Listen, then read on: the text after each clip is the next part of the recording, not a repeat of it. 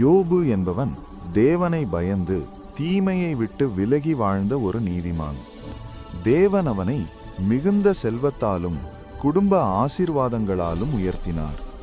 ஒரு நாள் சாத்தான் யோபு ஆசீர்வாதங்களுக்காக மட்டுமே தேவனை ஆராதிக்கிறான் என்று தேவனிடம் குற்றம் சாட்டினான். அப்போது தேவன் யோபுவின் உயிரை மட்டும் காக்கும் விதமாக அனுமதியளித்தார். ஒரே நாளில் யோபு அனைத்தையும் இழந்தான். அவனுடைய மிருகங்களும் ஊழியர்களும் அழிந்தன. பெரும் புயலில் அவன் பிள்ளைகளும் மரணமடைந்தனர். ஆனால் யோபு, கர்த்தர் தந்தார், கர்த்தர் எடுத்துக்கொண்டார், கர்த்தருடைய நாமம் ஸ்தோத்தரிக்கப்படுவதாக என்று சொல்லி தேவனை ஆராதித்தான். பின்னர் அவன் உடல் முழுவதும் வேதனையான புண்களால் நிரம்பியது. அவன் மனைவி தேவனை நிந்திக்கச் சொன்னாலும் யோபு தன் விசுவாசத்தில் உறுதியாக நிலைத்திருந்தான். இறுதியில் கர்த்தர் யோபுவோடு பேசினார்.